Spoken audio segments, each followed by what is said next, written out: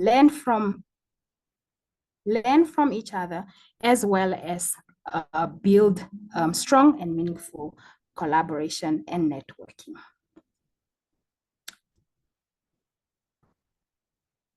The YPP, which is the Young Professionals Program, has 4 main components. The first one, which is the next slide. It's moving a bit, yeah. The first one is the database for young professionals, which has been recently established, and we have migrated majority of you to the community of practice, where we will be able to engage directly with young professionals. Under the same component is the mentorship cohort, which is projected to start in February next year. So we are working towards having a very, very good mentorship program, which is going to be very specific and identifying the best of the best. So we would like to encourage very good engagement so that you will be selected for the upcoming mentorship program. But all the details will be communicated in due time. The second component is the bursary schemes. So currently SADC-GMI is funding 5 students, master students, and I know Kevin will present a little bit further on the bursary schemes. He will go in detail, and that is one of the activities that SADC-GMI is actively working on. The third one is the YP secondment program, which is upcoming. Hopefully it will start by November or so. And this is going to be an internship program where young professionals will be identified and be seconded to existing SADC-GMI projects. So they will be attached to these projects as interns. So this is also one of the most exciting programs that this YPP is having.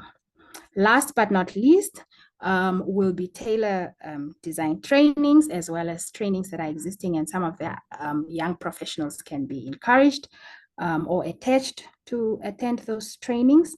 Dialogues, because we want it to be an interactive program where it's by young professionals for young professionals, and we expect to hear your input on how we can better this program. And lastly is the conferences. Of course, the main conference that happens annually, Kevin will speak to that as well, and any other conferences that we would like to attend as young professionals or would like to host as young professionals. Next slide, please. So the YP forum, I'm pretty sure a majority of the YPs are now familiar with this platform.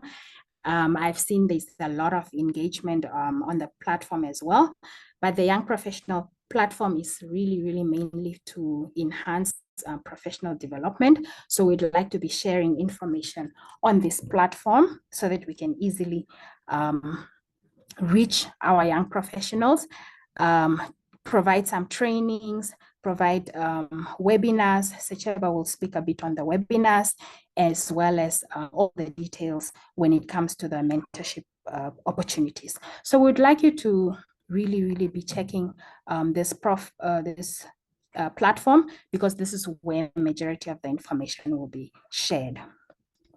It is also very important for facilitating networking, because I mean, SADC is a very large area, and it's not every day you can meet someone from a different country. So we'd like to encourage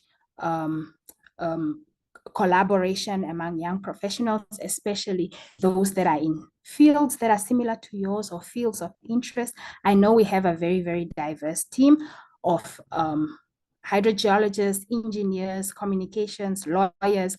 We have them all. So it's a very good platform to communicate the water challenges that we are having in the region, as well as now promoting the knowledge So it's really a platform to share our research, share our innovation, and just get inputs.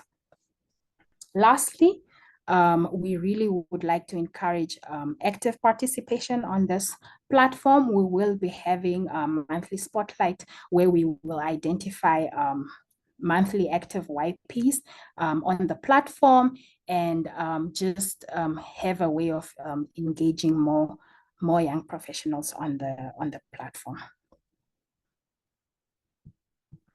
Next slide, please.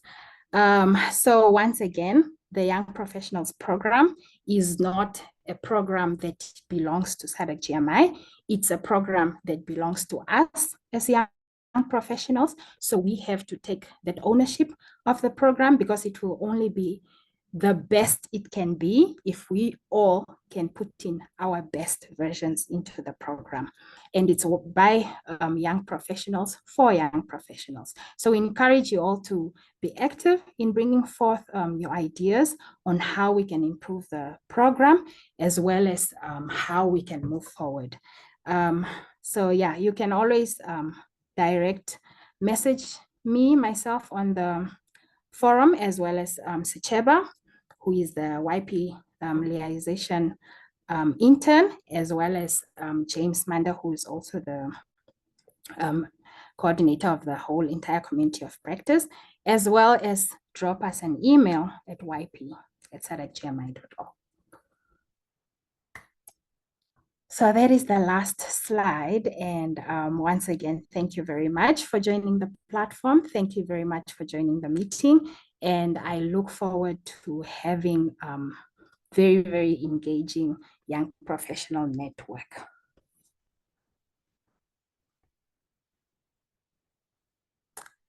So if you have any questions, I would advise that you just write them down, and we can attend to all the questions at the end of all the presentations.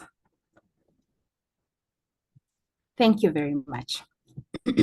So I will now hand over to Secheba, and he will present to us the quarterly webinar series. Over to you. All right, thank you, Jetty. Hello, everyone, and thank you for joining today's YP Welcome Meeting. My name is Sechaba. I'm part of the SADC-GMI team. I'm working as a liaison intern for the Young Professionals Program. So I'll be engaging with you guys regularly on the Community of Practice platform to answer questions and disseminate information related to the YP program. I'm looking forward to an exciting interactive session today, so please feel free to ask questions or share your thoughts throughout the meeting. However, we will have a Q&A at the end to ask questions. So today I'll be presenting on the YP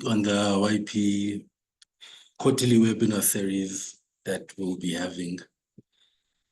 So we'll be having, I just want to discuss the background on what we're trying to achieve through the webinar series.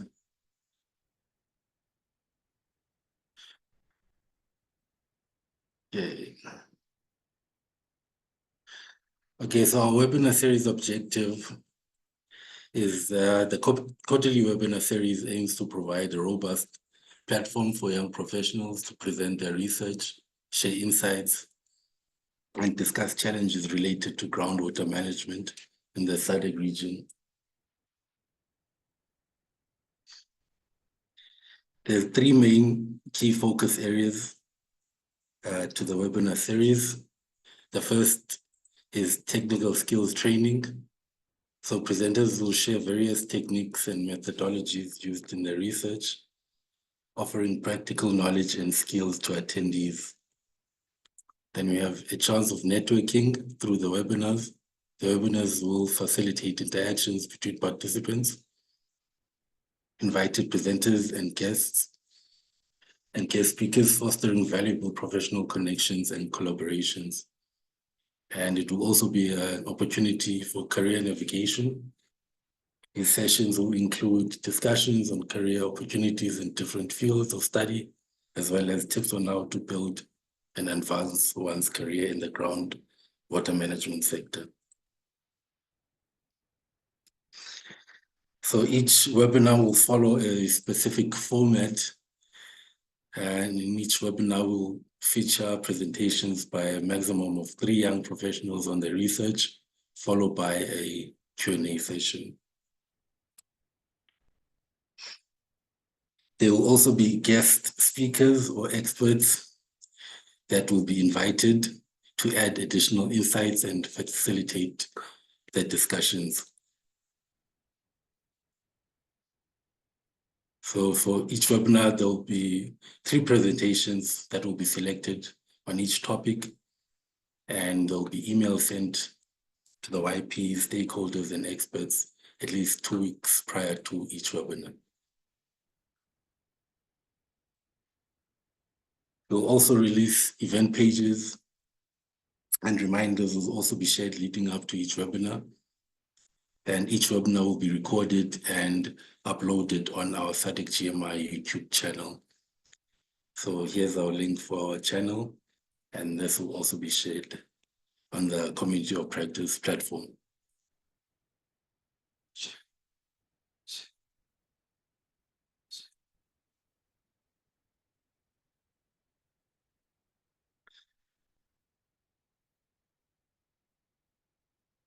Okay, just wanted to, can everyone see my screen?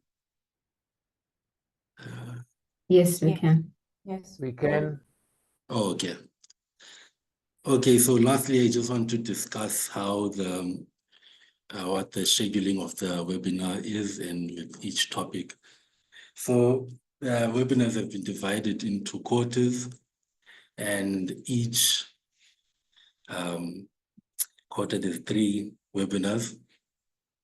So beginning now from August, we have our first meeting that we're having now, which is the introduction to the YPP and webinar series. And September, we'll have another one, Sustainable Groundwater Management Practices. And followed by October, we will have another topic, Challenges and Solutions in Urban Groundwater Management. So there'll also be guest speakers that are invited to those webinars. And then we move on to our second quarter, which goes from November to next year of January. So in November, we'll have groundwater quality assessment and improvement strategies, case studies on groundwater recharge and conservation in December. And then next year, January, we'll have climate change and water security.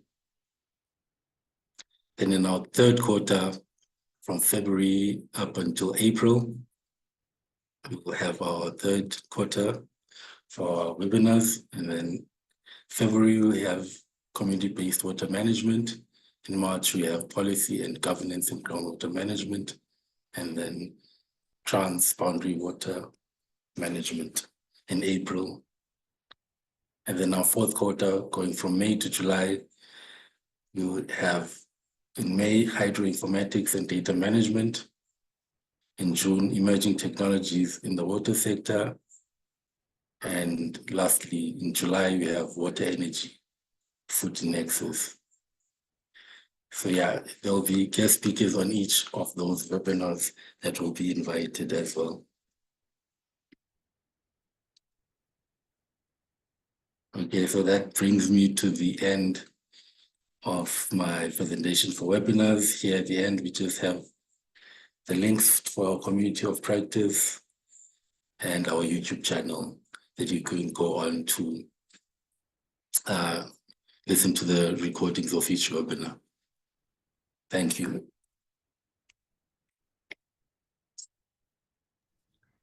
Thank you very much, Sechaba, for the detailed presentation for our upcoming webinar series. And like Sechaba presented, we will be expecting presenters to be young professionals at this webinar series. So if you did see a topic that is in alignment to your work, or you'd want to present your work, we would really encourage you to reach out to us so that you can be featured in those upcoming months. And then also, if you have a specific person who you'd also want to be invited as a guest speaker, you can also email me at yp@sadc-gmi.org. Thank you very much. Next on our agenda is the keynote address, which will be given by Engineer James, who has been the driving force between the Young Professionals Program. And like I mentioned before, his dedication towards this program is unmatched. And we would like to appreciate him making time to join us on this call. And I'd like to hand over to you, Engineer James. Thank you. Thank you very much, Betty, for the opportunity to present. Let me welcome all of you.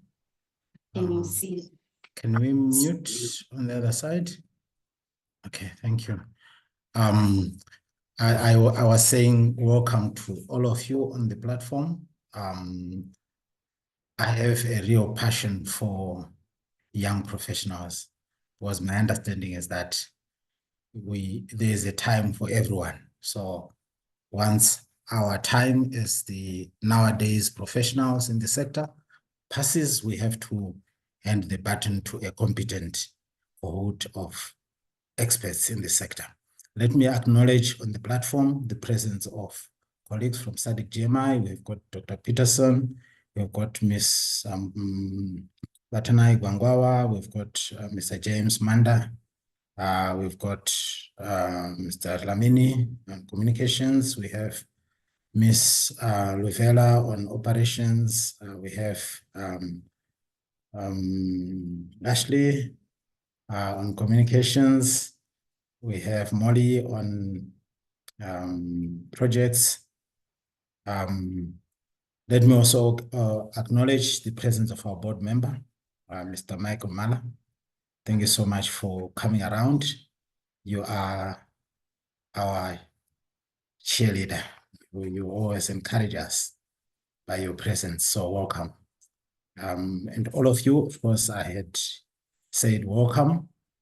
I note, Mr. Mala, you got your hand up before I start my address. Please go ahead.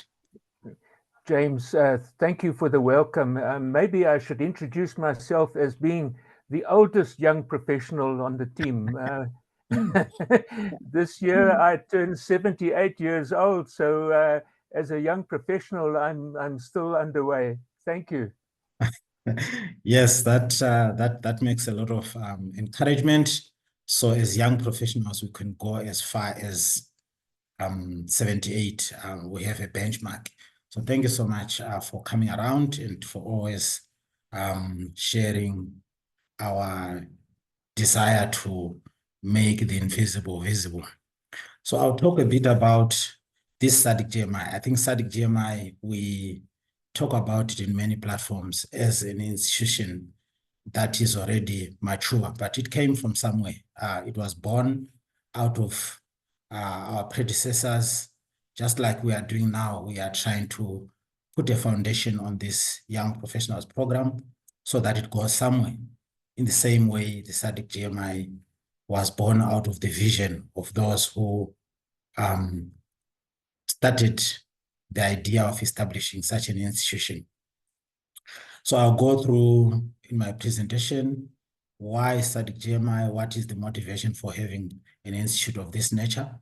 Then I'll also go to talk a bit about the policy, legal, and institutional framework. And then I'll talk a bit about what we are doing now, just to try and tinkle your appetite to stay on the track for this sector. So the first slide, you can move to the first slide. This is our region. We have different issues that affect our region. If you look at the groundwater dependent ecosystems, they cut across borders. See the yellow and the green lines on the GDE's map. It shows that the groundwater dependent ecosystems in our region cut across the administrative or the political boundaries. So that builds a very good case for transboundary cooperation. And therefore, as young professionals, it is important to realize that you are from Malawi, you are from Tanzania, you are from South Africa.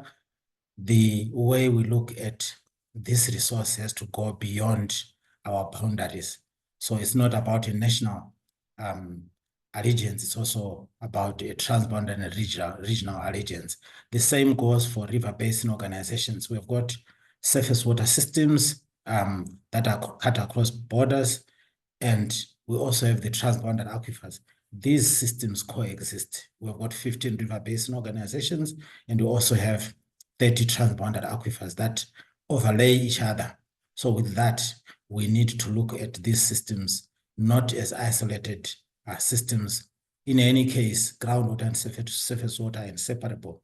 You have about 95% of all renewable freshwater resources, that is groundwater, and surface water coexists with groundwater. So we need to think in an integrated way, in conjunctive terms, about groundwater and water resources in general. You also note on the right there, we have the dependency of our communities on groundwater and surface water, which is affected by droughts, and the vulnerability of our people does not end at national boundaries. So when you think about water resources, water security, food security, climate change, sustainability, resilience, think about a systems approach and a transboundary approach. It goes beyond the borders. Next slide. Our region, can you go to the next slide?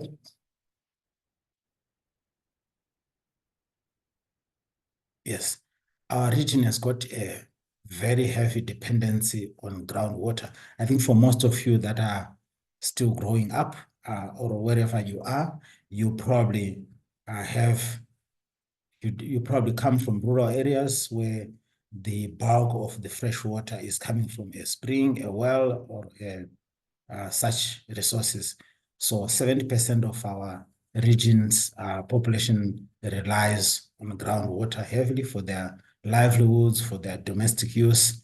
And groundwater is also very important to support our food security. You know, community livelihoods are supported by groundwater. We have urban water and domestic water.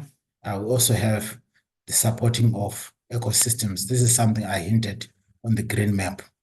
And in our region, water resource, all our water resources, about 83% goes to agriculture, which supports about 9% of our GDP. And most of that water comes from surface water. So groundwater has a huge potential to support agricultural development, considering that less than 5%, here we are saying 1.5% of the renewable groundwater resources is used for to support our livelihoods. So we can actually increase that usage and ensure that more groundwater is used to support our livelihoods, our economic development, sustainability, coping with the impacts of climate change, and so forth. And climate change, as I indicated, is affecting seriously the availability of surface water resources. And because groundwater is more resilient, it doesn't evaporate, it is probably less prone to the impacts of pollution and so on. The dependence on groundwater is therefore increasing. So we need to safeguard and utilize this resource with a lot of caution as pollution also increases. I think you know how in most urban areas, the overflows of sewage, the amount of pollution that is going on there from industrial areas, which is diminishing the availability and the quality of groundwater and surface water at large. So we need to go in that direction and ensure that groundwater and its dependency that we have is actually protected.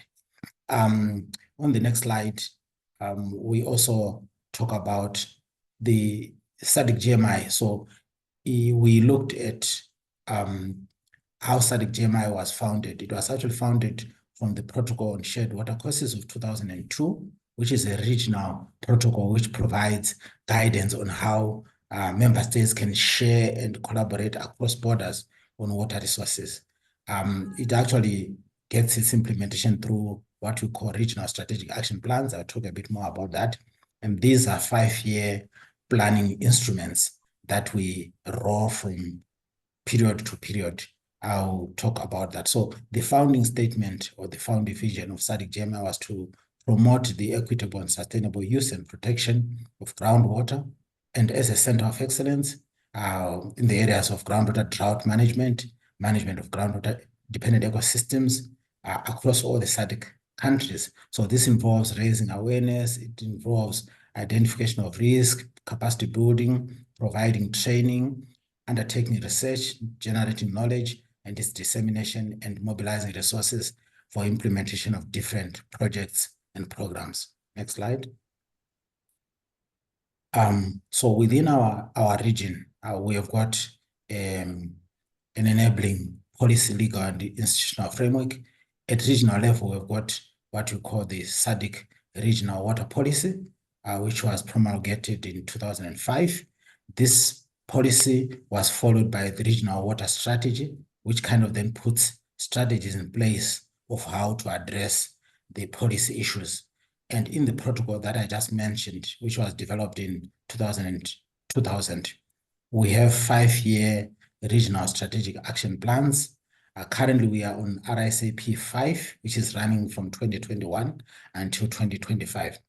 What does this policy environment do? It actually cascades to the national level. You see the national policies, national strategies, national development plans, and governance instruments are supposed to then take into account all the regional policies. So if someone were to ask, what does SADC do? SADC provides an enabling environment for collaboration, for integration, and for working together to ensure both water and food security. It also promotes this conjunctive use of both surface and groundwater based on the principles that I mentioned, that these systems coexist and they should actually talk to each other. Next slide. So I think I will talk a bit more in a bit more detail where SADC-GMI came from. So in between 2005 and 2012, this region was implementing a program called the Sustained SADC Groundwater Development and Management Program, which was funded by the Global Environment Facility. So within this program, there was a vision by the member states to establish a groundwater management institute. So the member states came together in June 2008. They resolved to establish a SADC Groundwater Management Institute, and they took it to the Council of Ministers at SADC level, and that resolution was made. Within the same resolution, they provided a tender outcome where they tendered across all the SADC member states for institutions that would host or incubate a SADC-GMI. And this tender was won by the University of the Free State, which then was mandated to host SADC-GMI. So if you didn't know, the reason why we were sitting in Bloemfontein was because the University of the Free State, the Institute for Groundwater Studies, won the tender to host us amongst 14 other institutions across the region that had applied to host SADC and incubate SADC-GMI. So University of the Free State then thought, how do we make SADC-GMI a legal institution that can sue and be sued, that can open a bank account, that can run its operations, hire and fire employees and staff and all those things. So they were advised to establish to register what we call a not-for-profit company in South Africa, NPC. So the reason why you hear us talking of an NPC as SADC-GMI with a board of directors and so forth, it was registered by the University of the Free State. In 2009, they did the first business plan, which would enable them to register the company in 2011. On the 6th of May 2011, SADC-GMI was registered in South Africa as a not-for-profit company. And between then and 2014, let me say nothing really happened. And then the World Bank was setting up another project, the phase 1 project for sustainable groundwater management in SADC member states project that we then started implementing in 2016. During that phase, we did a strategic plan and financial sustainability plan in May 2018, which enabled us to secure subsidiarity status from the SADC Secretariat. So we are the implementing arm of all groundwater programs of the region. We are part of the SADC Water Division, and anything groundwater comes to us. This is the reason why we implemented the phase 1 project that ended in 2021, and we are implementing the second phase project with funding from the Cooperation in International Waters in Africa and the Global Environment Facility through the World Bank. I'm just giving you a chronology of the establishment and the evolution of SADC-GMI. In 2020, August, see how things happen in the public sector. We got subsidiarity status in 2018, August, and 2 years later, we signed an MOU with the SADC Secretariat, and we signed another hosting agreement with the Minister of Water in South Africa in 2020, which enables us to be hosted in the Republic of South Africa. So this is kind of the chronology. I'll go back to a bit more technical stuff. I thought I could highlight this just so that you know where SADC-GMI is coming from. Moving on. Next slide. I think this is more of what I was saying in a slightly different presentation. Next slide. So SADC-GMI has a board of directors as an NPC in South Africa. It has got the SADC Secretariat as its chair. Then it has 8 non-executive directors, 1 from the host country, South Africa, by virtue of us being here.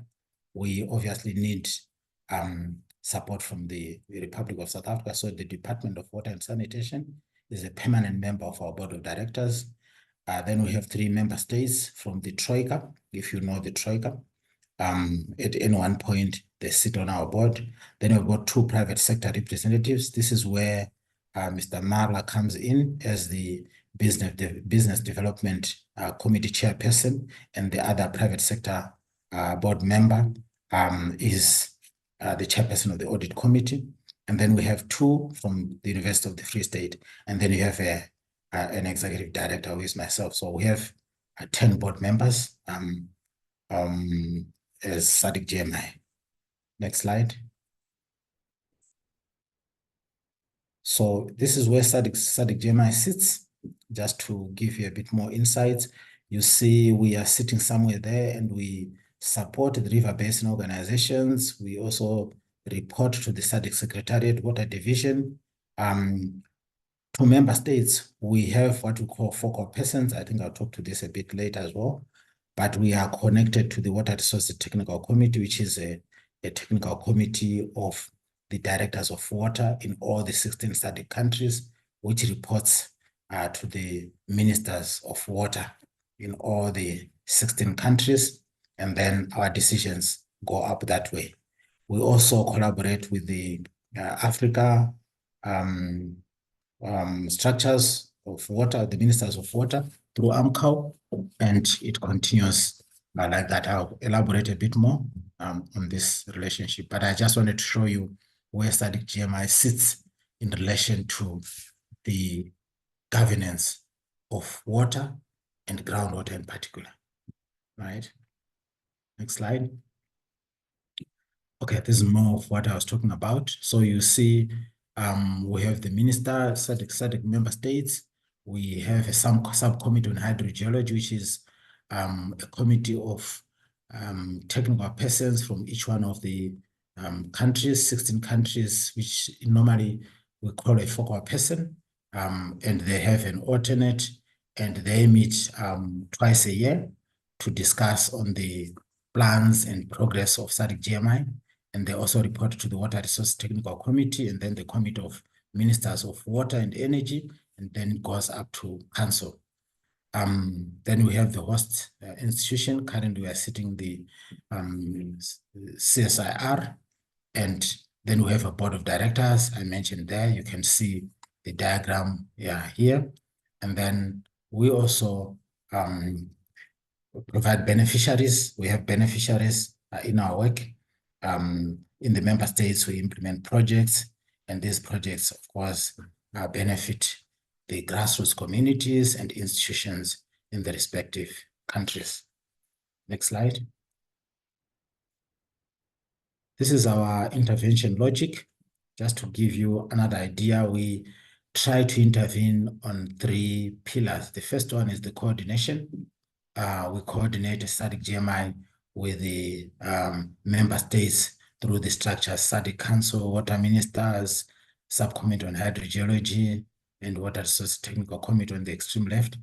And we also intervene to enhance the stewardship of both surface and groundwater. And this we normally do through the river basin organizations. Like I showed you on the other diagram, that we cannot separate surface and groundwater. So we do capacity building at RBO and at national level to enhance that wing. And then we also intervene on improved knowledge, which is our pillar of intervention, to ensure that we do research and we create an enabling policy and legal environment for decision support systems on conjunctive water use and management. So that's our intervention logic. And you find yourselves sitting somewhere in here, because we need the capacity and the knowledge to improve the stewardship of groundwater and surface water resources. Next slide. Right, this is how we transit from data to resilience. Our idea is that we need to use groundwater resources to build resilience in the communities.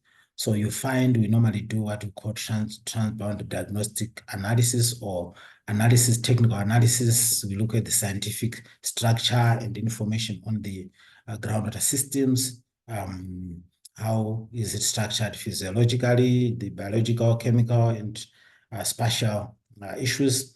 And then using that information, we bring together the stakeholders that are sharing the transboundary aquifer or system to do joint strategic action planning, which then informs the respective investments. That's our intervention model. That's how we work in transboundary aquifers. And of course, the investment decisions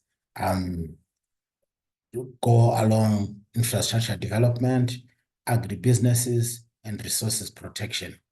And eventually, we believe this leads to resilient hubs, or hubs where the communities are sustained effectively due to the effective management of the resource. And monitoring, as you can see, monitoring, we use primary monitoring systems that are currently existing, and we're also in the process of developing the resource. We generate additional data which we feed back into the system to make investment decisions. Yeah, so that's our model that we use as SADC-GMI, from data to resilience.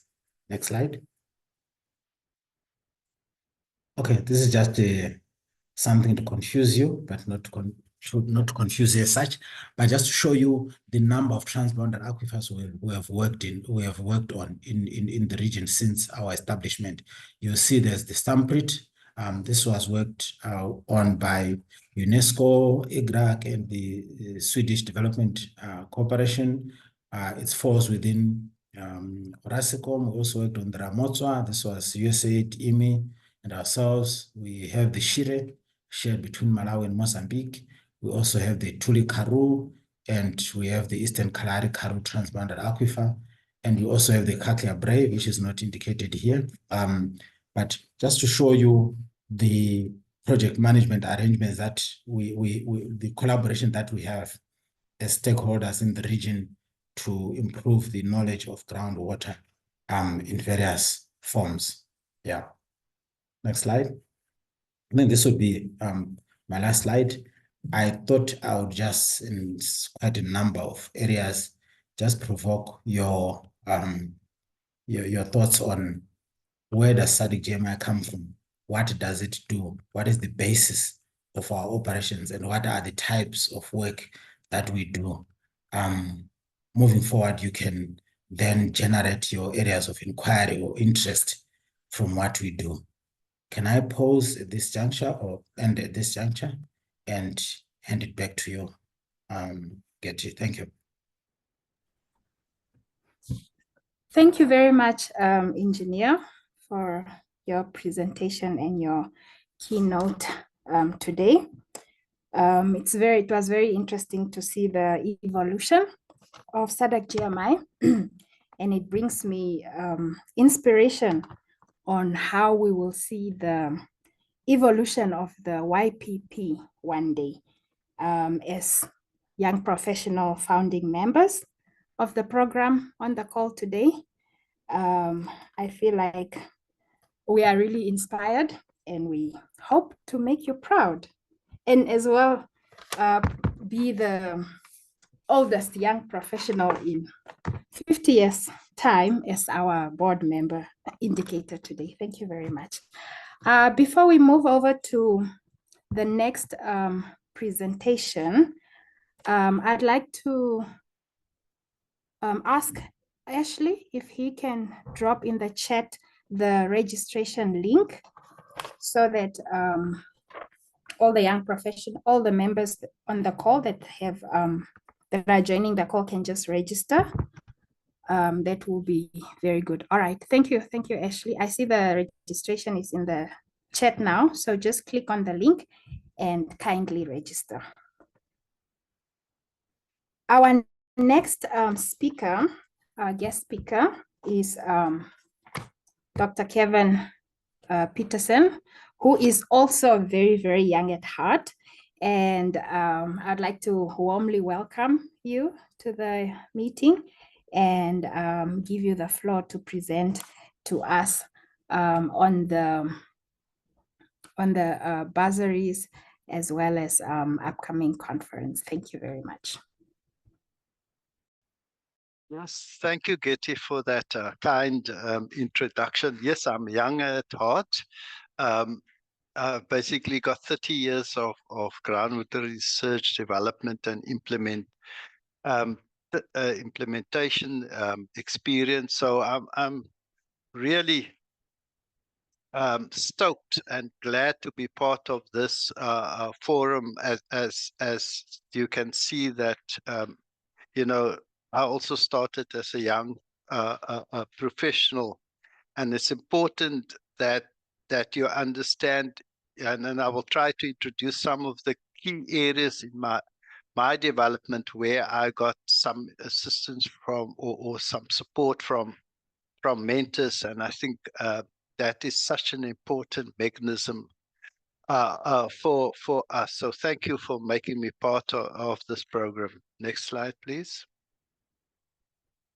So this is just my qualifications, so to speak. I've now been recognized as a legend of the water sector in South Africa, but this legend or this award was basically based on my passion for capacity development and building a new generation of people to deal with water issues. So very much the focus of what I try to do over my career span was to build the leaders tomorrow needs. And I think it's critical that we understand our role as young professionals. Remember, you're a young professional, but there's always somebody younger than you that you also need to be responsible to for mentoring and providing opportunities to people and opening doors for people. So I think it's important to kind of adopt or to create that philosophy in life, that we continually supporting us, we continually opening doors for our fellow professionals, and that we continually imparting knowledge. Next slide, please. So I just wanted to highlight here the importance of mentors and how mentors played an important role in my career progression. So my career started in the early 90s. I don't think any of or a number of you wasn't even born at that stage. But at that time, I was fortunate coming in as a young professional to have a support of a mentor, which in that case was Dr. Gideon Trudeau, would basically set or kind of set in place a foundation for my development as a hydrogeologist, which then basically followed in the organizations that I went into, which was the Water Research Commission, where Dr. George Green and Professor Rivka Kaffer played a important role in my development. So as senior water sector professionals, we must commit ourselves to actively mentoring our fellow professionals. And I think it's important to understand that this is a process that doesn't happen overnight. It is a process that develops, a process that evolves, and it's not always about rewards. It's about achievements and understanding what contribution you make to the water sector, as opposed to what the water sector gives you. I think it's important to understand by imparting your knowledge, it is surprising what you may learn. Whether I do have 30 years of experience in the sector does not mean that I should not stop learning. It's important that we need to continually learn. We continually need to develop our knowledge. We continually need to engage with people, and that is why having processes like we have now and volunteering into processes like this becomes so critical for us to kind of create that cohort of professionals. And here I want to highlight the importance of learned societies, and also the cohorts like we're establishing now around young professionals, where we're creating a community of practice amongst each other, which I think it's critical to do the work that we do. Next slide, please. So this slide is just basically trying to kind of highlight the development of the Industrial Revolution. So we're now in the fourth Industrial Revolution, where we're talking about robotics, artificial intelligence, Internet of Things, digitalization, automation. So when I started, basically was when we were in the third phase, where we started to remember computers only really came into mainstream in the 1980s. So when I started going out of school, I started now getting developed to computer systems. And I started out, I don't know if any of you can remember floppy disk. Programming language in my time was Fortran. So that was basically the start of computers and really the focus of information and communications technology. And the world is changing dramatically, and it's changing at a fast, rapid pace. And we, and I include myself as young professional, need to engage into that industrial revolution and what is happening there. Next slide, please. So this is just to give you a perspective on how the jobs are starting to change and what type of work is starting to manifest itself. So it's basically said, you know, when I started in the 80s with my school career, these kind of jobs was not available. So we're talking now around increasing demand for data and analysts and scientists. And yay, you know, we scientists are still in demand in terms of what we need to do. So what we do, the skills that we have, is still relevant for the fourth industrial revolution. But you know, we need to develop our skills into artificial intelligence and machine learning, big data, a specialist. And you see, for example, you know, post office who has ever sent who has recently sent a letter through the post office, a handwritten letter. So you know, in my day, in the 70s, when I was a child, the postal service was a career that people aspired to, but really that career doesn't exist anymore. So we kind of need to kind of clearly see how our skills that we develop are relevant to the demands of time. Next slide, please. So there's a number of step change barriers that we need to overcome.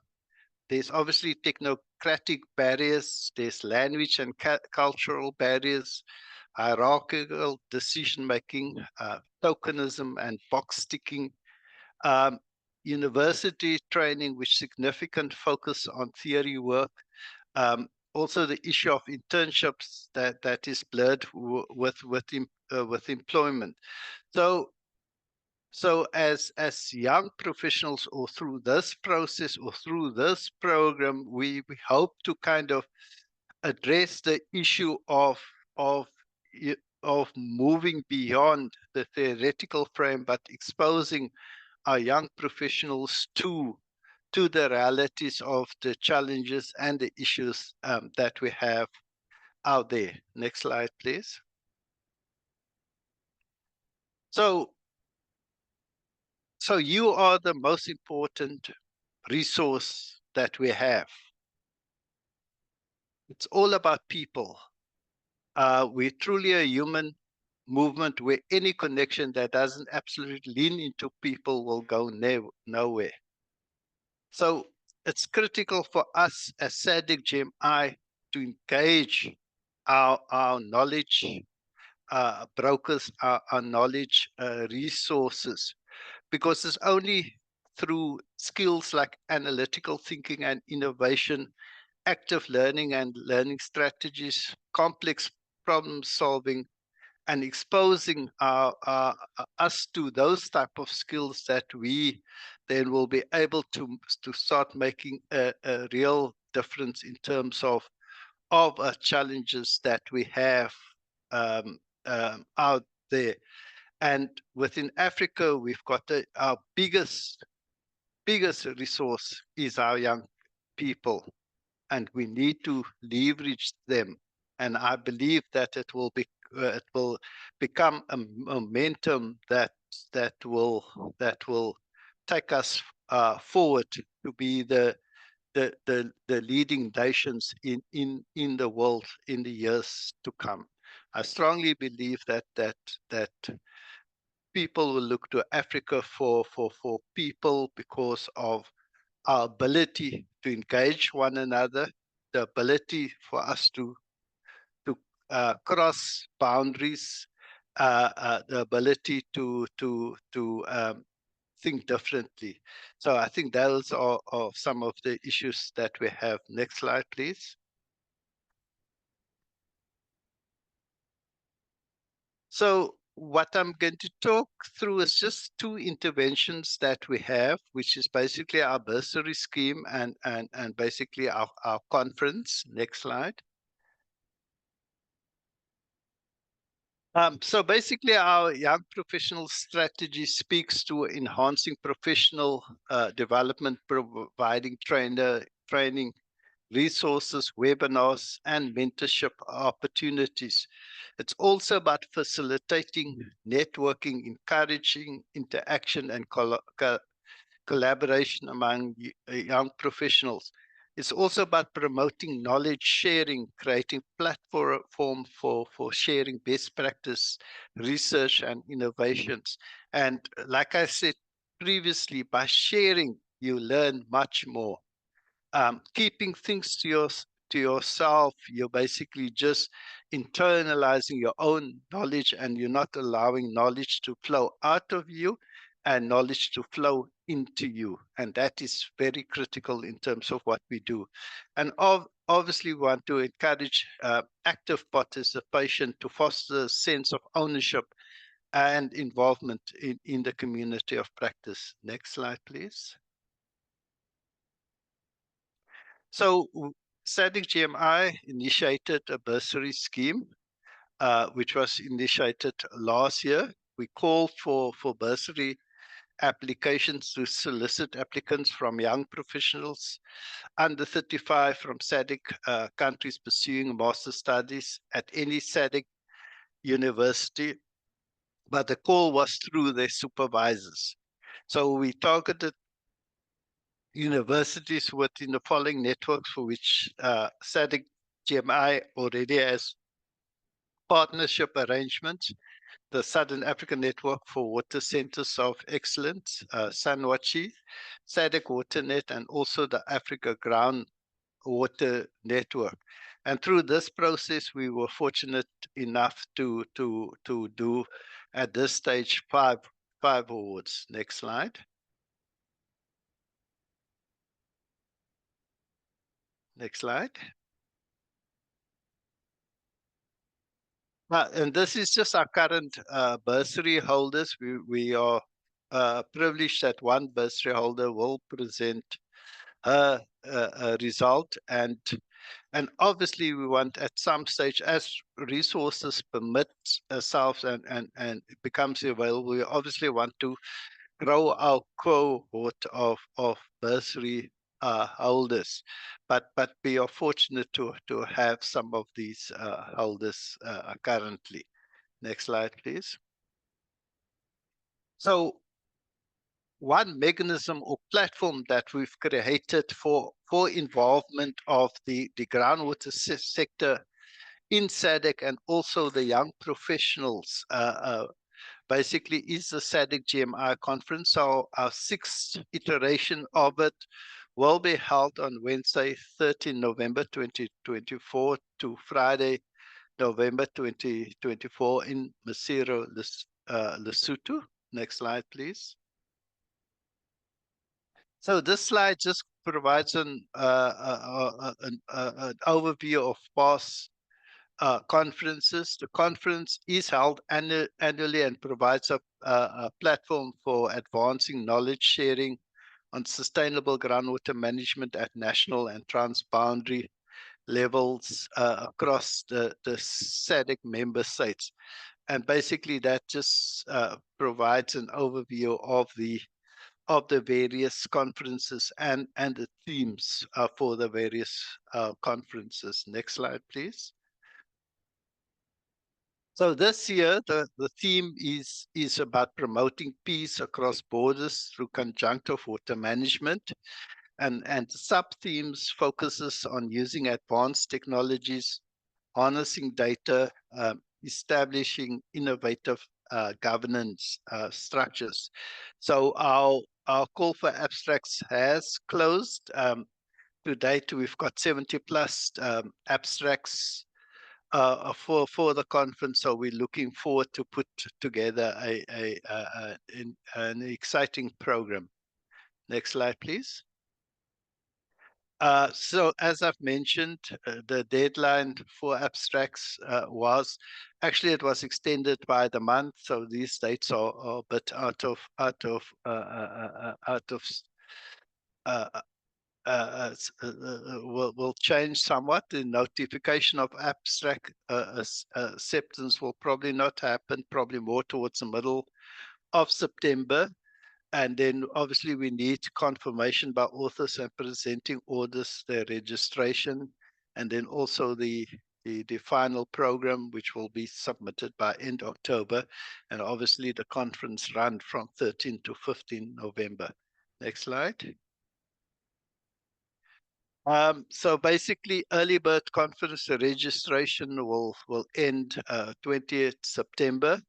The physical conference attendance are for 3,500.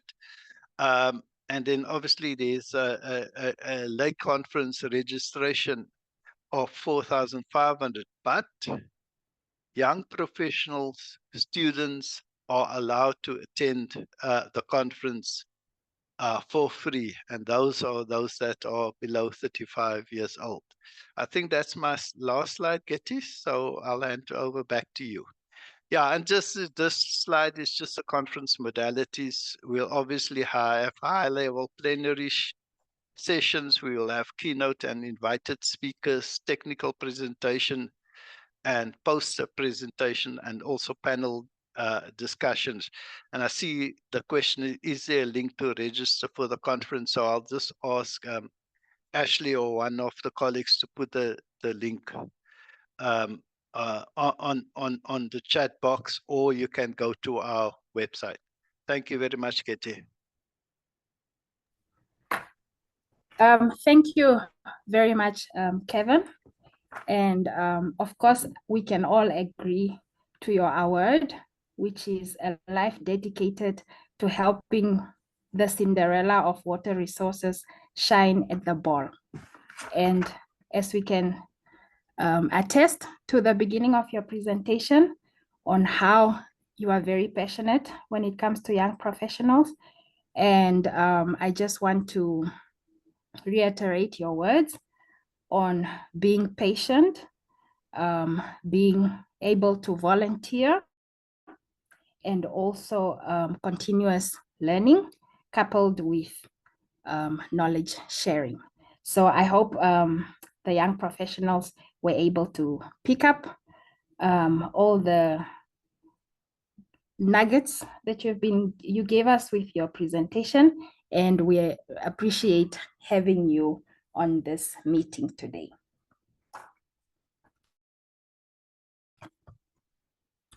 Thank you very much. All right. So my pleasure. So now we move on to the next item on our agenda, which is a presentation from one of the young professionals who is a bursary holder. Her name is Lebo, and she's a master's student. So over to you, Lebo. Thank you. Thank you, Getty. Greetings to everyone in the meeting. Before I proceed, can I please get an indication that I'm audible? Yes, we can hear you loud and clear. Thank you. Right. So first of all, I would like to thank SADC-GMI for giving me this opportunity to share my journey as a SADC-GMI Young Professional, bursary holder, and a master's student at the University of the Western Cape. Before I do that, I'd like to give you a brief introduction about myself. My name is Masachaba Lebogang Moropane, and I was born and raised in Limpopo, in a small village called Janefus, which is where I was born and raised, attended my primary school and secondary school. And in 2017, I moved to Cape Town to pursue my undergrad studies. And now I'm registered as a second-year master's student at the University of the Western Cape. I joined SADC-GMI Young Professionals last year, 2023, March till this date. So I've attached a cute little picture of myself down there for those who are wondering how I look. Next slide, please. Thank you. So this slide just provides you with the overview of what I'll be discussing in my slides, in my presentation, which includes how I actually got the SADC-GMI funding and how it has been to be a SADC-GMI bursary holder. And also I'll share a little bit about my master's research project. You can move on to the next slide. Thank you. So how I became a SADC-GMI bursary holder is that in 2023 December, I can't remember the exact date, I came across a bursary advert on Josh Water Jobs website on Google. You can move on to the next slide. Yes. I've attached pictures, actually. You can just click when I speak of a particular item. You can click now. Right, yes. So this is a screenshot of the advert that I came across on the internet, which was about the SADC-GMI bursary scheme. And then I went through the document. You can click, it's fine. Yeah. I went through the document and went through the funding eligibility and everything. And then I approached my supervisor and I told him about the bursary, Professor Dube at the University of the Western Cape. And I found that he was actually also aware of the funding opportunity. And then we went through the funding eligibility, which included that they needed 2 females in SADC regions. Countries, I meant, and that they must be less than 35 years of age, and their topics, their master's topics needs to be something related to groundwater resources. So with my supervisor, we drafted the application and then attached the necessary documents, and which included my academic transcript, IDs, and other important documents to boost my chances of actually obtaining the scholarship. Then in 2 months' time, I got the good news that I've been awarded the funding, which was in 20 years. I got the good news. Oh my God, where am I? Nervous. But fine. I got the good news that I've been awarded the funding, and I still remember to this day. I was very excited, very happy. I couldn't actually believe that just like that, I actually got the funding. You can click, and then move to the next slide. These are the screenshots of the.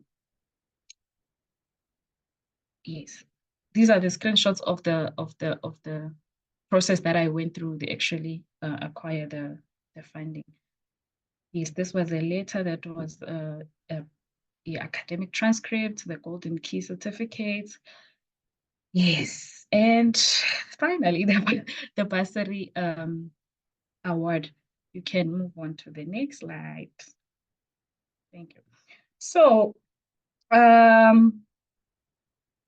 the bursary covered everything. It paid for my master's registration fees. It paid for my tuition fees, accommodation, food, and other basic needs. It also funded my attendance to conferences, which includes the prestigious IAH 10th Congress, which was held in Cape Town last year in November. Oh, okay, sorry. So which was held in Cape Town last year in November. And it paid everything that had to do with the conference attendance, which includes the traveling costs, the flight tickets, food, field excursions. And as you can see, I've attached some of the images when I was there on the right-hand side. That was me at the IAH. And then the middle picture, we were at the water treatment plant. And also I got the opportunity to taste food from other African countries. Yeah, so at the 10th Congress, IAH 10th Congress, I learned a lot about the advanced hydrological research and innovative groundwater management strategies. As for the field excursions, I don't even know where to start because they provided me with the hands-on experience in applying theoretical knowledge to real-world hydrological problems. And at the gala dinner, I don't even want to go there because I remember I got the opportunity to actually dance Nabo Prof and Abosma. I'm sure they are in this meeting. So it was so much fun, and yeah. So another thing is that being a SADC-GMI bursary holder and a young professional, I had the opportunity to actually have an interview with the World Bank Climate Change Group about my life and academic journey. which will be featured in their annual SEWA reports. So in my entire existence, I actually never thought this could happen, because, I mean, we're talking about World Bank here, you know. So yeah. And lastly, I got invited to several training. Yeah, I got invited to several training sessions that SADC-GMI hosts, which provides students with hands-on experience in terms of geospatial analysis, in terms of drilling and groundwater monitoring. So definitely being part of SADC-GMI bursary holder, it has been really exceptional for me. And I don't even know, like, I'm even struggling to find proper words to express how much this organization does for students with unprivileged backgrounds like myself. You can move on to the next slide. Thank you. So my master's research project focuses on using remote sensing techniques, machine learning algorithms, and cloud computing techniques to detect and map potential groundwater-dependent invasive plants in Henning Mist. And with this project, I'm supervised by Professor Dube at the University of the Western Cape, and I'm co-supervised by Dr. Shoko at the University of Witwatersrand. Yes, we can move on to the next slide. Thank you. So, groundwater-dependent invasive alien plants are a subset of invasive alien plants, but what differentiates them from the rest of the other invasive plants is that they evolved shallow spreading roots. Shallow spreading roots or deep root systems that can actually forage and access groundwater resources as an alternative water source, especially during dry periods. So this adaptive strategy gives them a competitive advantage over indigenous species. And as a result, they tend to threaten biodiversity, ecosystem function, and natural resources globally. Several studies actually provided evidence that these problematic species affect groundwater recharge rates, quality, and quantity. For example, a study conducted by Tsikiti in 2017 in the Northern Cape found that the invasive prosopis plant consumed about 3.8 million liters of groundwater in the Northern Cape using stem cell flow measurements. And compared to the indigenous Vikaru plant, it only consumed about 540 liters of groundwater per hectare per year. So now the problem is that historically these invasive plant species were actually detected using traditional methods, which involves field surveying and observation. And while these methods provide reliable and robust results, they are limited in terms of spatial and temporal coverage. They are expensive and labor intensive. So with the recent technological advancements, remote sensing, machine learning, and cloud computing techniques, they actually provide a viable alternative of detecting and monitoring these problematic species. These techniques provide high spatial and temporal resolutions, and they are cost-effective and provide reliable results. So most of studies that have used these techniques, most studies have actually used these techniques to map groundwater-dependent ecosystems and invasive species on a broader context. Very few of them have actually incorporated these techniques to map groundwater-dependent invasive alien plants specifically, which is where my study actually came in. So my study aims to enhance our knowledge of the application of satellite-based techniques, machine learning algorithms in monitoring these groundwater-dependent invasive plant species. And monitoring these groundwater-dependent invasive plants and their potential impact on groundwater levels and groundwater-dependent ecosystems is crucial for ecosystem protection, invasive species management, and water resource conservation. Because when we know where these species are, and we know what their spatial extent is, and their impact on groundwater levels, we'll be able to make informed and sorry, will be able to make informed decisions and also guide clearing efforts. So my research questions included how accurately can remote sensing, cloud computing techniques delineate groundwater-dependent ecosystems in the Henning Nest catchment, and how accurately can machine learning algorithms differentiate between the groundwater-dependent invasive plants and groundwater-dependent native plants. And also it looked at what the potential impacts of these groundwater-dependent invasive plants on groundwater levels and groundwater-dependent ecosystems. We can move on to the next slide. So this is my study area. It's located in Henning Nest. It's Henning Nest catchment situated in the Overberg region in the Western Cape, the southern tip of Africa. And we chose this study area because it had a lot of groundwater. It had a lot of groundwater dependent ecosystems, and it also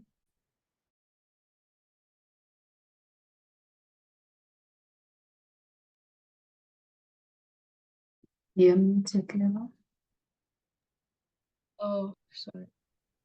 All right. Can you hear me now? Yes. Thank you.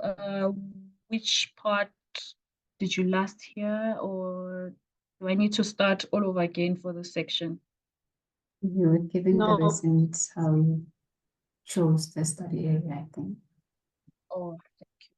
Yes, so the reason why we chose the study area is because it had many groundwater dependent ecosystems, which also includes springs and spring-fed ecosystems, and also because it was very heavily infested with invasive alien plants, and also because of the availability of ground truthing data, which includes groundwater levels data and weather data and the GPS coordinates of the potential groundwater dependent invasive plants. You can move on to the next slide.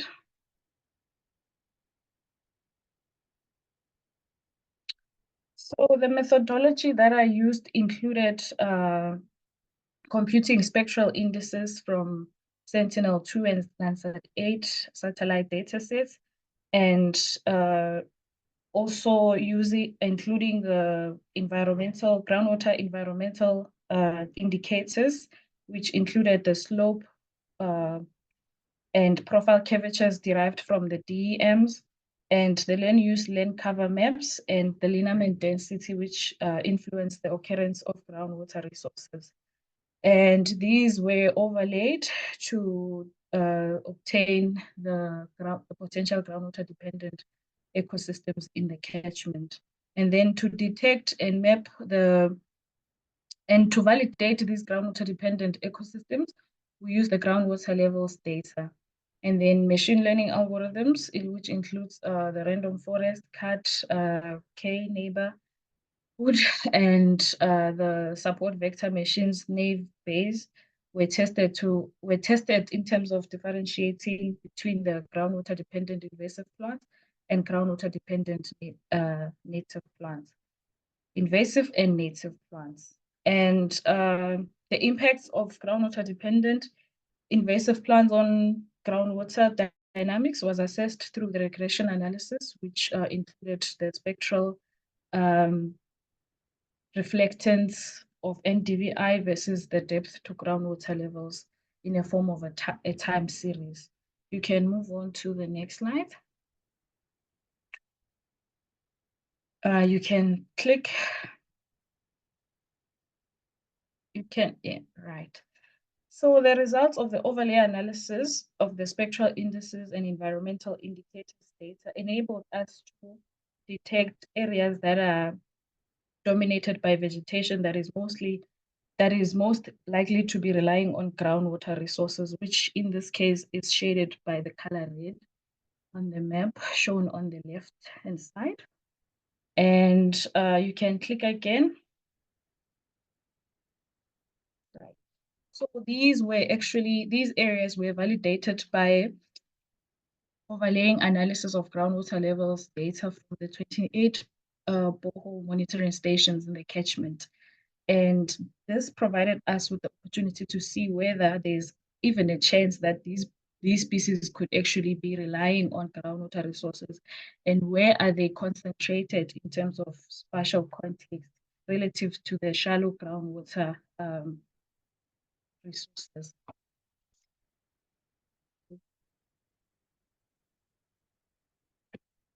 And then from these analyses, to assess which satellite data sets actually performed better in terms of detecting the groundwater dependent ecosystems. We used the overall analysis, kappa coefficient, users and producers accuracy. And on the right-hand side, we can see that Sentinel-2 actually performed better in terms of detecting the groundwater dependent ecosystems. And this is probably because it has high spatial resolution, which enable these to detect vegetation productivity more compared to the Landsat 8 with a spatial resolution of 30 meters. You can move on to the next slide. In terms of differentiating between groundwater-dependent invasive alien plants and groundwater-dependent native plants, the groundwater-dependent ecosystems, we found that Sentinel-2 pixel-based classification performed better than the other classification algorithms, achieving overall accuracies of 98%, as you can see on the right-hand graph. Yes. And from these analyses, we learned that the object-based classifications actually have the potential to yield higher overall accuracies, but these are limited by the computation capacity errors, because these actually masks out areas that are less infested by the invasive alien plants. You can move on to the next slide. So based on the time series analysis of how much area is covered by groundwater-dependent invasive plants relative to groundwater-dependent native plants, we can see that on the graph on the right-hand side, we can see that the majority of the area in groundwater-dependent ecosystems is actually occupied by the invasive plants rather than native plants, especially during the driest months where they rely on groundwater. And we can see that after the drought in 20, you can, is it timer? Yes, you can just end the, yeah, you can, yes. Thank you. You can see that after the drought of 2017, the groundwater actually recovered faster, and they spread massively over the groundwater dependent, covering almost 80% of the area in the GDEs. And in 2021, we WRC and SEMBI actually launched an invasive alien plants clearing program in the catchment. And we can see that the area covered by these species has been gradually decreasing from 2021 to 2024, compared while the native species aerial coverage has been increasing over these years. And the groundwater, in terms of groundwater levels, we can see that the spectral reflectance actually follows the groundwater levels in this in borehole 10 and borehole 19, in such that when groundwater levels decrease, also the spectral reflectance were also decreasing, and when they increase, they were the spectral reflectance, they were also increasing, which shows us that these invasive alien plants, they actually do affect the groundwater levels dynamics. And you can move on to the last slide, the conclusion. Thank you. So overall, my study emphasizes the need for specialized methods to detect and monitor invasive alien plants in groundwater-dependent ecosystems. And it also emphasizes challenges that are posed by invasive alien plants on groundwater resources and groundwater-dependent ecosystems, and the lack of effective monitoring efforts. My study also demonstrates the performance of satellite data sets and machine learning in mapping these invasive plant species, and it also highlights the potential of improving the accuracy by incorporating spectral indices and environmental indicators data that speaks about that influence the occurrence of groundwater resources. And lastly, I would like to take this moment to express my gratitude to SADC-GMI for actually funding my studies and for providing me with lifetime experiences. And yeah, I'm really grateful that I have met this family and I've been part of this family. And I am not planning to go anytime soon. So yeah, that is it from my side. Thank you very much. Thank you very much for your inspiring presentation. You definitely understood the assignment, and we appreciate your time to explain and show the entire journey from the beginning to the end. And it's impressive how we can use remote sensing, cloud computing, and machine learning to solve some of our very, very persistent challenges, especially within the semi-arid regions of SADC. Thank you very much. We have come to the last part now of our agenda, and we are a little bit behind schedule, but we know that it's very, very important to just take a few questions, and so I will allocate this time to Q&A, and I'd like to just give a little bit, a few tips on how to ask the question. So I would just prefer you introduce yourself in the country, and then the person you are allocating the question to, so that they are aware when you are starting the question. And kindly make the questions brief and to the point. Thank you. So I see Rosa's hand is up, so you can ask the first question, Rosa. And I'd just like to ask Cheba if he can help with noting some of the noting all the questions in the background. Thank you. Right, will do. Rosa, you have the floor. Hi, Lebo. Sorry, hi, Getty. Can you hear me? Hello? Can you hear me? Yes, Yes, I can hear you. I can hear you Okay. loud and Perfect. Thank you so much. Well, my name is Rosa Domingos. I'm from South Africa. And my question, I have several, but I'll just keep a few short for certain persons who had presented. And my first question is actually for you, Getty. On your presentation, you showed us the components of the YP, be it mentorship, be it bursaries and the likes. And I wanted to know, with regards to mentorship and secondment, actually, sorry.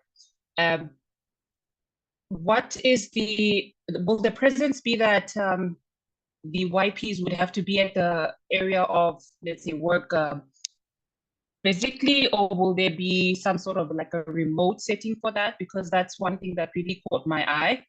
I'm currently in South Africa, but my pursuits for my studies is not in the country. So I wanted to know if there is some leeway for your YPs to have these type of opportunities with a remote setup, or like a online or virtual setup. Thank you so much. Thank you, Rosa, for your question. Yes, remote setup is possible, especially with the mentorship program. So that is definitely possible. But with the secondment and the internship, the YPs will be attached to projects. So they have to be Right. Physically at the project area. So we'll be aligning them according to the different countries, yes. Okay, understood. And my last question is actually for Lebo. and her presentation. I thoroughly enjoyed your presentation, Nebo, also because I have something that is along your idea format, especially with regards to spatial work, GIS, remote sensing, and the like. So I wanted to know, perhaps from you, with your experience, how about, because I noticed that you had a graph where it showed that there was some clearing of the invasive species, and then there was a clear decrease and a clear increase of the naturally, the naturally born species in that area. So I wanted to know, with regards to the pandemic and water usage in areas that are, let's say, predominantly used for agriculture, did you see any significance there? Was there a drop? Because, there was a huge decrease in mobilization. Everything was on lockdown. So there would have been some sort of replenishment of groundwater in these regions. So I just wanted to have that take from you, if you also saw that, especially with regards to agriculture. Thank you so much. Thank you so much, Rosa, for your question. But unfortunately, I haven't actually checked in terms of agriculture how everything is related with regards to agriculture. Okay. No, that answers my question. So thank you so much, and that'll be all for now. Thank you so much, Katie. Thank you, Lebo. Thank you, Rosa. The next question, we'll give it to Motsamai. Hello, am I audible? Yes, we can hear you. Okay. I'm Motsamai Jakarta in Lesotho, of course. So now I'm making project PI, which is project investigator. So my question is on the program on itself, since it is starting now in August and going to the completion on the July next year. What are you going to close the program next year? So you didn't say, just so that you are going to invite the guest and the outline is clear, but I don't know what is going to be at the end of July. Secondly, my question is, now that I've completed my master's, will you allow me, if I apply for another university, then I come up with another acceptance from other university that I'm studying the other masters, which is saying I want to study the next masters, or you will allow me now that to go for the PhD, then you will give me the sponsorship. And then the last question is that with Dr. Kelvin, he's mentioning something like 2 or 3.5 and 4.5 on the registrations and what for the seminar. So that point is not clear, and seeing for students is for free. So actually that point, I didn't get it. Please, may he clarify on that one. Thank you. Thank you very much for your perfectly concise questions. So the program will continue next year. So we plan to continue with the program. So we will be required to register again next year. So when this comes to an end, we will then call another call for registration, and you can register for the next year and get a new certificate for the next year. So that's how it will continue. Let me pass on to Kevin to answer the 2 questions on the sponsorship when it's a second master or a PhD, and the student free attendance of the conference. Thank you. Yes, so regarding the PhD program, the issue or the problem that we have with the PhD program at this stage is that it's normally 3 to 5 years long, and that is out of our funding type of window. So our focus for now is on supporting master's programs, or have been focus on mastering program So as we maybe put more funding opportunities together, maybe an opportunity will arise to put out a call for PhD programs. But yeah, the challenge for us is just to align it with our funding window.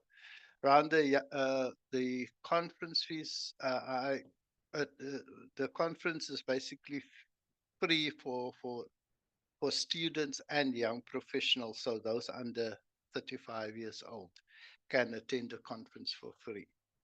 I think that clarifies the question. Yes, thank you, Kevin. Yeah, I see. Sorry, I'm just seeing for existing PhD students left with 2 years, can you fund? We don't have a call out now for more applications. We'll just have to see if resources becomes available, how we can potentially put a mechanism for funding PhD students and master's students. So at this moment, we're still working on funding mechanism for future support, and another call will hopefully go out for that. All right. Thank you, Kevin. I see we have 4 more hands up. So we'll give a chance to the last 4. So I ask to make the questions brief so that we can wrap up the meeting. Kane, can you can ask your question? Okay, thank you so much. My name is Kane Kondowe from Zambia.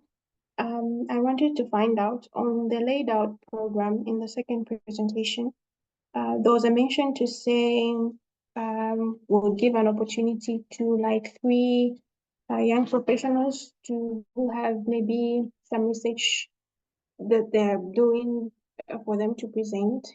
So I wanted to ask, do the research topics have to be in line with groundwater, or it could be about anything? All right. So the webinar series, we have specific topics. So the research needs to be in alignment with that topic for the specific month.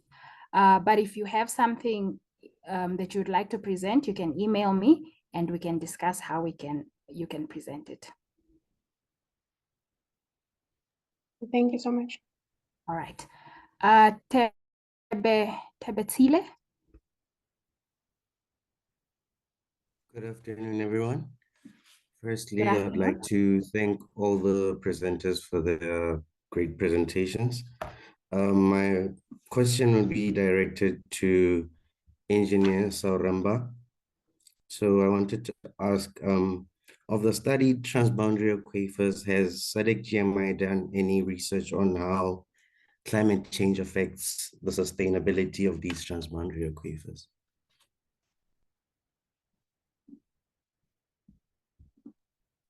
Can I take that? Thank you Yes. thank you for the question. So we have not, let me say, in that substantial detail gone into the analysis of the impacts of climate change. However, we have done within the transboundary diagnostic analysis, it has got different elements, which looks at the environmental, the socioeconomic, the spatial, as well as the trends in the groundwater characteristics within the transboundary aquifer. And the climate component is normally implied, but I believe we can do more work to demonstrate the impacts of climate change on the characteristics of the transboundary aquifers. I think Kevin has done a couple of those, the transboundary aquifers. Maybe can I ask him to add some detail to this answer?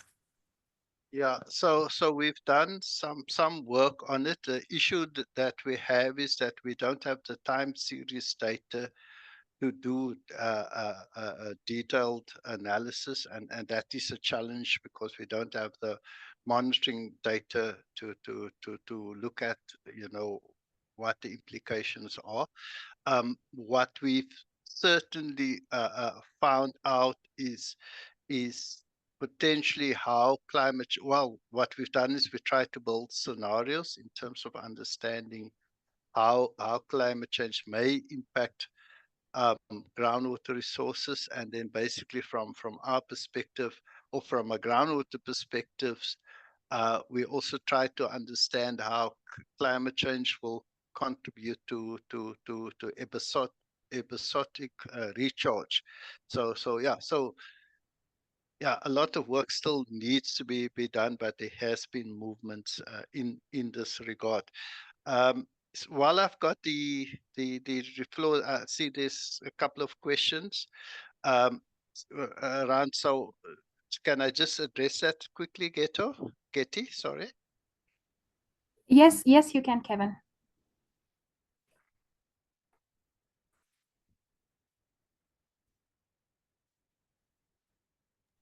Yes, you can address it, Kevin. Yeah, thank you, Getty. So I just quickly want to say, I wouldn't advise somebody just to do another master's based on the funding requirements. I mean, the research must be driven by what that person wants to achieve. So you already have got the master's. I would rather focus on a PhD study. And then the question is around the registration is free for students. Yeah, unfortunately, you know, we can't provide funding to all students in terms of you know, accommodation and food and transport from that country. It may be too difficult for us to do because we don't have that resources, but certainly we try to facilitate things and to put people into contact with maybe resources to attend. Thank you, Kevin. Let's move on to Alina. Thank you, Getty. Good afternoon, everyone. My name is Alina from Namibia.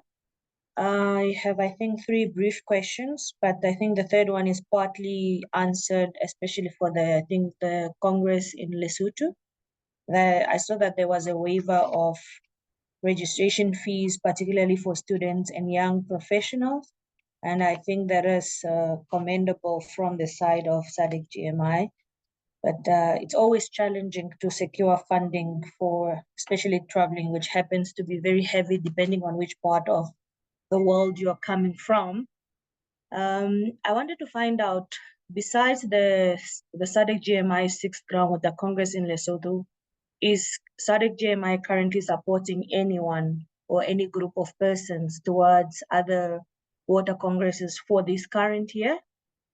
And the other one is, I saw that there's a bursary for masters. Does it only end at masters, or do you also fund, let's say, PhD research and others? And what are the avenues of collaboration, especially between SADC-GMI and other organizations, and particularly with the Young Water Professional Programme? I'm currently responsible for networks and collaborations with the Early Career Hydrogeologist Network of the IAH, and I would like to know what avenues of collaboration there can be between these 2 entities. And Prof. Kevin mentioned something about it's not about only what the program can do for you, but also what you can do for, I think, the sector. Could he probably shine a light on where some of us could participate? I'm very keen to be very active and contribute where I can. Thank you. Thank you, Alina, for your questions. Maybe we can start with Engineer James. Perhaps can take the question on the support for other attending other conferences, and Kevin can join with a PhD. I think he already touched on it, but maybe he can just repeat and just explain further. Thank you, Getty. Thank you, Alina, for your question. So as of now, we are only collaborating with young professionals on this program, on the bursary scheme, and on a few opportunities for young professionals to attend our conference. We are not, due to resources limitations, supporting our young professionals for other conferences or events of a similar nature. But obviously, in previous years, we actually ran a competition at our conference, and the winners would actually be rewarded with sponsorship to other conferences in the coming years. So for this year, we don't have that, probably also because we skipped our conference last year, but we are not at this stage sponsoring other students, other young professionals to other conferences. In short, thank you.